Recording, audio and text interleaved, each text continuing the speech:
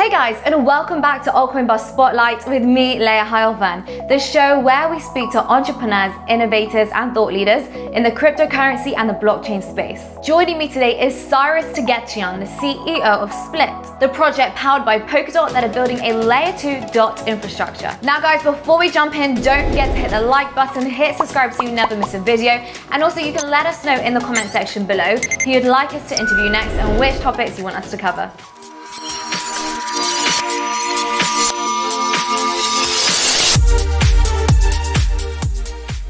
Cyrus, great to have you on the show today. How are you doing? I'm doing well. Thank you for having me. Really excited to be here. Yeah, absolute pleasure. You guys are doing something a little different compared to all the other projects that we have on the show. So I'm excited to delve in, learn more about it. So tell me off the bat, how would you describe Split? Yeah, Split is really a new way to shop online. It's the new internet of shopping. It's a peer-to-peer e-commerce supply chain where anybody could become a direct-to-consumer marketplace. So Split is really a marketplace of marketplaces, creating the piping to create the Web3 layer for all of e-commerce data to let people like you and I have an e-commerce store without getting bullied by the big guys like Alibaba or Amazon. So explain to me how you're then making it more efficient, transparent, secure, to protect against those things. Yeah, absolutely. Right. So using the power of blockchain technology, we could have a peer-to-peer e-commerce system, more of that decentralized commerce, where we use blockchain to and smart escrows to protect buyers. So money goes into a smart contract escrow as a transaction happens. So the seller just can't run away and scam the buyer. Right. So we built these protections in place throughout the whole life cycle of e-commerce transaction, using blockchain and cryptocurrencies to incentivize good behavior and penalize bad actors, to build that safe, secure, and transparent e-commerce system online. And your very first use case, I think it's called Mason Do. Tell me if I'm pronouncing that correctly. Tell me about it. How does it work? How's it shaping up? Yeah, Mason Do is really exciting to me. So, first off, it's really catering to the luxury industry, and they are the largest segment of e-commerce. And not only are they largest segment of e-commerce, they have the largest potential to grow because most of luxury is still operating in the brick and mortar, system. And because of COVID, it's accelerating all of these luxury and emerging brands to get onto e-commerce. And because of such, they're a little more open and excited to be using innovative technologies like blockchain. I think that over 51% of luxury brands, when there was a survey that went out last year, said that they're interested in using blockchain technology somehow, some way, which is really positive for us as we're talking and working with our partners within Maison Do. So what Maison Do does is it aggregates all of the luxury inventory and tokenizes them on the blockchain as an NFT. So that's what Split essentially does for Maison Do. But what Maison Do does from there is it has a collection of stylists and certain online boutiques. And what these stylists and online boutiques do is they take inventory from the Split catalog, right? This global inventory that all of these brands or luxury brands or fashion brands have put their items on to the blockchain, and then they sell them to their buyers such in an affiliate fashion. The luxury brand drop ships it. So you get this really efficient e-commerce distribution channel that gets products to buyers at a much cheaper rate. Previously, how it's done last year, you would have to pay up to 40 to 60% of your net profits to be able to get into a boutique as a luxury brand. And on top of that, if they never sold your inventory, they made you buy it back. There was a buyback guarantee, which was really scary to think about if you're a brand trying to sell something, that if you sold something to somebody and then they can't sell it, then you have to buy it back from them. It was a really awkward system, but now we make that whole system very efficient and affordable for these brands to stay in business and not get all of their money taken away from these centralized brokers, exploiting their positions. And speaking of NFTs and tokenizing it and putting it on the blockchain, I've been doing a lot of research about you guys, obviously, before we brought you on, and there's a lot of talk saying that you guys pioneered NFTs. So I just wanted to get your thoughts on that, whether you feel like you had a strong position in that, especially given the current, climate and let's say, potential bubble of NFTs that we're in right now? Yeah. So that is true. It's a fun fact. I don't know if we were the first or one of the first, but most definitely before the Ethereum Foundation adopted the EIP 721, which is now the ERC 721. Back in 2018, we predated CryptoKitties, so we beat them out a little bit by Oh, wow. tokenizing. Yeah, so we were minting NFTs back in 2017, beginning of 2017, late 2016 was when the idea really came about. And there's a really funny story for the tech nerds out there, how we created the first one, or at least the idea of the first one was we created an ERC20 contract with a supply of one. So there was only one token. And that was like, well, it's an NFT technically because there's no other token like it with the ticker symbol. So that's just a little fun side note. But essentially, we ended up building NFTs back then. And our thesis is this. Everybody loves cryptocurrencies. And to me, it's the best way to describe a cryptocurrency. It's programmable money. Like I could program the money to do certain things at certain times. So that was fascinating to me. And it's not just programming money to do whatever you want, but the algorithm, consensus, et cetera, et cetera. So I look at NFTs as programmable data, specifically programmable unique data. So with that data set, I could see us building our Web3 layer for the future, right? As we transition from our current Web2 system, which the difference between Web2 and Web3, in my opinion, is very simple.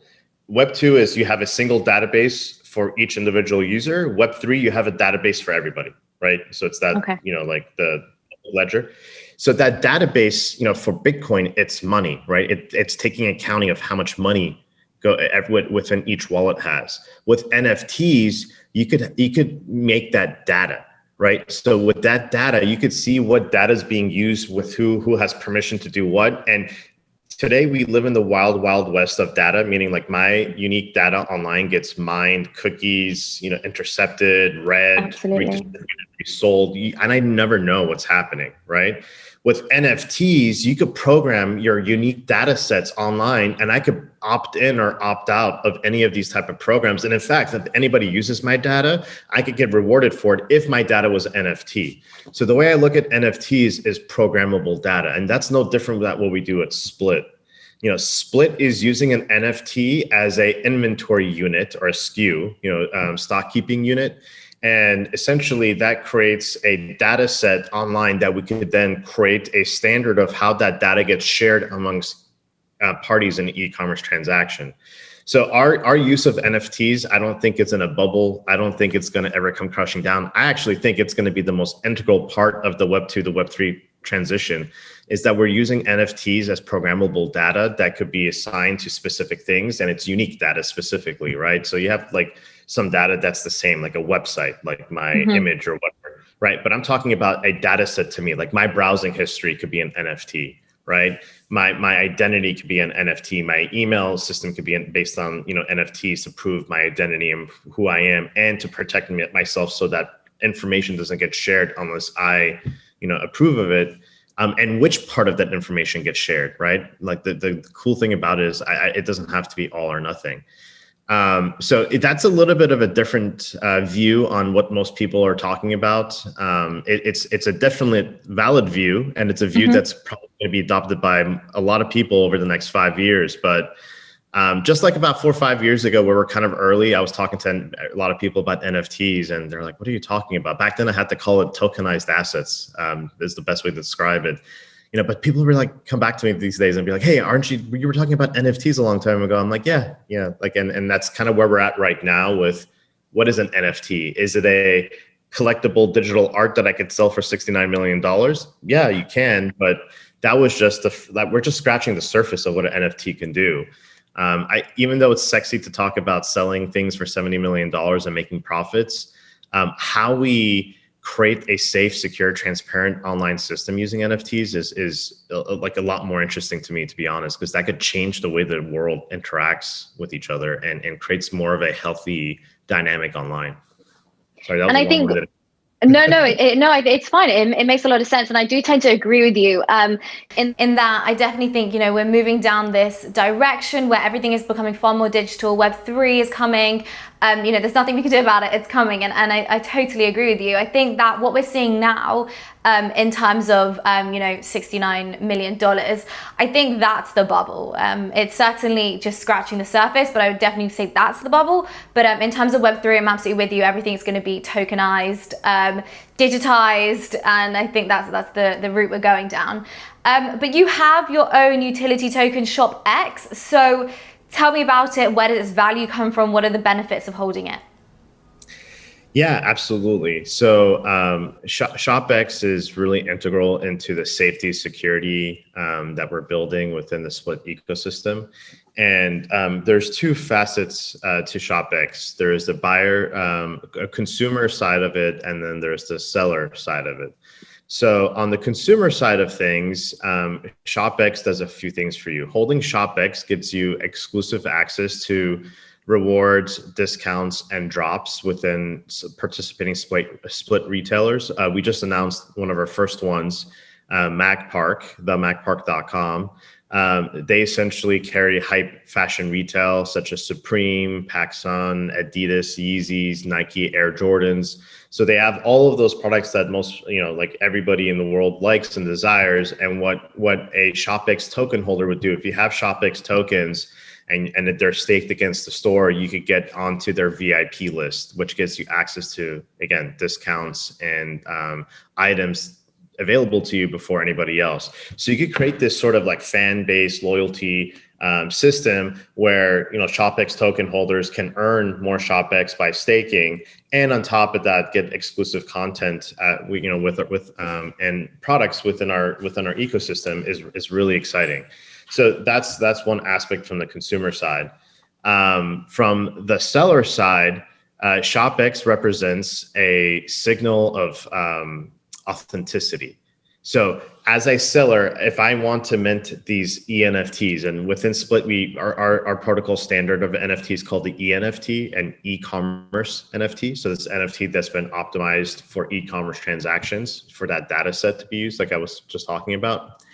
So in order for a seller to create an ENFT, they need to deposit some ShopX as collateral that whatever inventory item that they're claiming that they're putting onto our global inventory list is exactly what they say it is. The description is accurate, and they have the product, and they intend to fulfill the product, right? So when we're getting into this like peer-to-peer e-commerce or decentralized e-commerce system, we need to make sure that if you don't have a middleman, that the people who are acting in this system are going to be honest. And this keeps the seller honest, saying that, all right, we're going to put a few ShopX into this NFT smart contract. If the NFT gets purchased and then I fulfilled and I ship the product that's attached to that NFT, so the buyer receives not only the NFT, but also the product representing that NFT.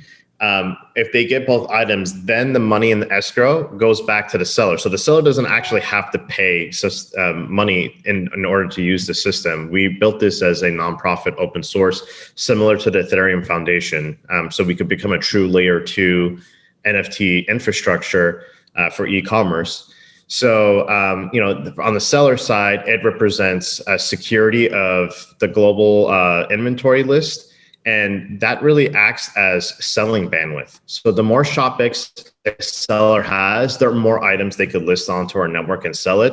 So as the GDP within the Split ecosystem starts to go up and there's more sellers on the system, it's going to create more demand to ensure that they have enough ShopX to use as collateral for their NFTs.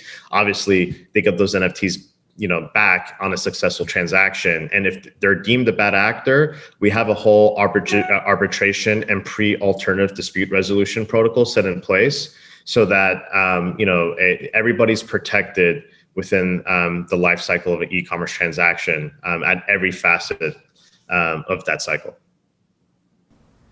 Yeah, I think having these things in place is so important, particularly in such a new market where we see a lot of, if I can put it like this, dubious projects, dubious actors. So having these things in place to make sure that people do act in good faith, I think is always really important. Now, the term that also popped up was fractional ownership. So what does that mean for Split? Yeah, so fractional ownership, this is something that we started tinkering with a long time ago. And while we do have this functionality, it's not something that we're rolling out with first. It's going to be sometime a little later. But I guess since you found it, we'll talk about it a little bit.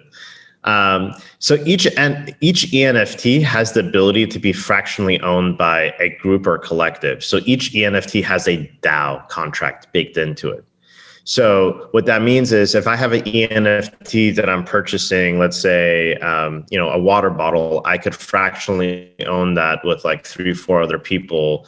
And based on how much percentage or token, how much money I put into that DAO is my collective percentage. So if I put 25% of the ShopX tokens into that DAO, then I own 25% of that DAO.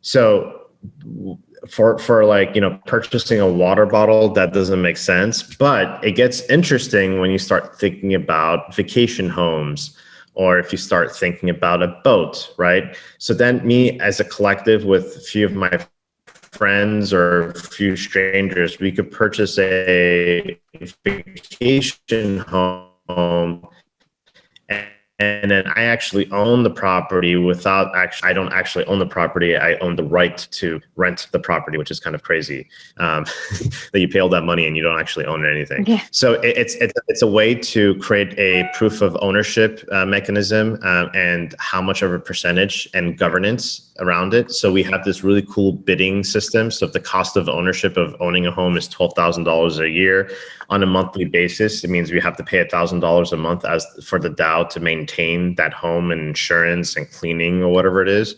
So the way we make it for you to redeem your share, meaning if I paid for half of the house, I could get it for 6 months, right? So, but if I try to get it for 7 months, I won't be able to get it. But how do I claim it for 2 months? And what if it's the 2 months that everybody wants in the summertime? So we created a bidding system. So the minimum bid is 1,000. If someone else wants the house during that same time you want, they could bid up from each other to find that equilibrium free market price. And then the rest of the money will go back into reducing the cost of ownership for everybody else. So there's kind of this incentive set in that people get what they want by putting a little more ShopX into redeeming the asset versus those who could reap the benefits if someone else gets it the month they don't, then the other months they need to claim the asset would be reduced. So it's a really cool mechanism to fractional ownership, and still built into what we have within the split e-commerce system we built. The reason why we didn't focus on it, being fully transparent, is there's a lot of legal law we would have to kind of jump through, right? So like, not everybody could be on a title of a house in certain states, and at least in the United States. So that means that we need to create an LLC, a corporation shell, and all this other kind of stuff, which requires like lawyers or whatever. So our focus isn't, to build, law or legal structures or anything along those lines. Our focus is to build technology. So as, service providers start to pop up, or we start to partner with people, we will definitely enable that sort of fractional ownership system to be live. But like I said, right now our focus is on decentralized e-commerce, and to really alleviate the problems in current e-commerce today, where the big players like Amazon or Alibaba are, exploiting their position and taking all the money away from all the little guys. So our focus is to, remove the middlemen and empower, the small, medium businesses to build a sustainable business online and not have, their revenue taken out from, decentralized players. And speaking of, online e-commerce and all of these things, you've integrated with Shopify, is that correct? Yeah. So it's one of our secret weapons, in my opinion. The way I describe it is, there's a lot of cool blockchain projects, e-commerce or not, doesn't matter. Really cool, innovative stuff. But the problem I've seen is that they're asking, society to say, hey, this is how you do e-commerce today, right? Or this is how you use a system today, but come use this Web3 blockchain system and leave what you've done on your old site and come to our site and use our system, right? And that creates a lot of friction, right? In convincing people to leave something that they're used to and feel safe with to try something new. And crypto projects, for all of us, it might sound pretty easy and fun to use, but for the majority of people, it's intimidating, right? They feel a little timid and scared about jumping into like a DeFi protocol, or what the hell is even staking? We talk about staking as if, oh yes, no big deal, we'll stake. you earn more. How much is the APY? But people are like, what do you mean stake? Right? Like that concept is still hard to swallow. So it's important that we have a little bit of empathy towards most of the society today. And the way I saw it was like, all right, why don't we take Split and take it to where people are operating today, such as Shopify, which they own like 1/5 of the e-commerce market. So about like 1 out of 5 or 1 out of 6 stores is a Shopify store in the world, right? So we picked one of the largest partners to innovate with, where they have reach of over 1 million stores on their system right now. And that means that for Split, we could turn all of Shopify's users into a Web3 decentralized ecosystem for e-commerce. So they essentially could become a decentralized Amazon in the consumer market without the Amazon cost, which is really interesting. So that's why we ended up building and partnering to build within the Shopify ecosystem.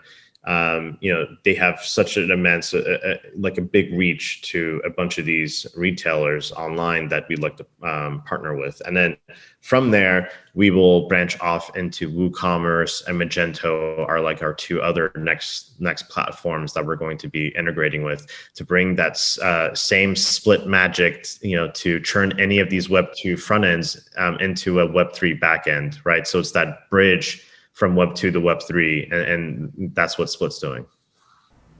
I understand. I think it's really interesting to realize that there is this bridge, and it's not a matter of, the likes of Shopify would get left behind. It's more just, like you said, doing it on the back end and changing it. I don't understand all the technicalities of that, but I think that's really cool to see that. I guess how it's going to just evolve is the best way I can put it. But just finally then, what can we expect? You mentioned some extra partnerships or integrations, but what else can we expect from you guys in the next 12 months? Yeah, so we have a lot of cool stuff, coming out, or already out. So, for starters, Maison Du, I'm going to be going live. And with that, we're going to have a Maison Du street in a virtual shopping center that we're building. So think Decentraland, but for e-commerce. And imagine you could walk around and hop into your favorite store and walk in there and see what you want to buy in virtual reality on your desktop, and then make a purchase, get that NFT and get the product shipped to you right to your door. So that experience of e-commerce is coming to Split. That's really exciting. We'll probably have some info on that this week, like a teaser, and then that system going live this year for sure. So that's really exciting. Our Shopify client is still in beta, but you can watch a video of exactly how it works. We're going to probably start taking waitlist members here next month to start testing out in the final stages of the Shopify client before we get ready to publish it live. So that's on tap. We got a couple big names, here in the US and globally, where still can't drop the names yet, but they're one of the largest retailers owning a bunch of really big brands that everybody knows, like retailers in luxury fashion, fast fashion for teens, like electronics. So they have a ton of brands under their conglomerate. We'll probably be able to, as soon as we get some contracts signed, I'll release that. I'll tell you what, though, I don't want to digress too much. I feel like we're kind of in a toxic culture here in the crypto space, where it's like, all right, we got to manufacture the news left and right all the time, just to kind of keep, the whole system. And this is just, a little quick side note. But I think, what we want to do is not turn into this kind of like, crazy hype cycle, but it's like, hey, once we have something in place with the actual, like, contract signed and a partnership secured, is when we release news. So yeah, that's sorry if I'm not able to like release some names. That's just some No, that's fine. Wait, but I just want to ask you on that point. What would you say is toxic right now specifically? I missed it. Oh, I was saying like the expectations of manufacturing news like on a day in, day out basis, right? So it's like, all right, well, we got to start competing on who could manufacture bigger news, like who has the bigger celebrity or the bigger influencer. But I'm like, but how is an influencer celebrity going to really help the project longevity? How is it going to really help users, right? So, in some ways you could be like, well, there's, a brand awareness and excitement that comes along with it. Okay, I'll buy that. And, we do have some, big names that we're working with as well. But that shouldn't be the focus. The focus should be, how many new users do you have on your platform? How close are you to actually getting to like a decentralized ecosystem, whatever you're trying to build? So I'm just, again, I hope the focus could go back on the users and why we're here in the first place. Like getting cryptocurrency and blockchain and going to the moon, it's really fun. Don't get me wrong, I'm all about it. But it's about change. It's about how we could organize society in a better way. And we could live our life without having, to fear that the government or somebody is going to censor us or not give us a fair opportunity to live our lives the way we want to. And that's what really blockchain represents, is hope for a better future for our children and our future generations to thrive. And, I just don't want people to forget about that too. Yeah, I totally agree with you. And I fully understand where you're coming from. But I think sometimes we have to kind of realize that the nature of 2021, the nature of this era, and actually I was talking about this the other day, is that sometimes people do forget the core fundamentals. The fundamentals always matter and they're so important, but a lot of the time we underestimate the power of a good meme, whether we like it or not. This is just, what sells. Hyperbole sells. It's the difference between journalism and journalism, just getting it out there constantly. And where even if it's not good quality, as long as it's out there, people love it, people eat it up. It's just the nature of society these days. And I am a positive person, but in my cynical opinion, I think we're actually going to continue going down this route. You need to have core fundamentals, but everything is sort of about hype, and that's kind of just the way I look at it, unfortunately. No, I totally agree with you. That's, like I said, we have our own, pipeline of news and everything that's dropping. We already started, doing so last week. But what I'm saying is, let's not forget about why we're here. Yeah, having the hype and the celebrities and those A-list type of players, absolutely. But let's not forget that there is some substance behind all of the shiny, fun parts of it too. That could make an impact. But yeah. Totally on the same page. Yeah, absolutely. These fundamentals matter, and sometimes I'm also with you. I wish that we could sort of focus on that a little more, especially when we see the most ridiculous supermarket coins, as I call them, coming out. But Cyrus, I want to thank you so much. It's been such a pleasure having you on the show, and we'll have to get you back in a few months to catch up and hear how everything has gone. All right. Thank you so much. Thanks for having me. Bye-bye.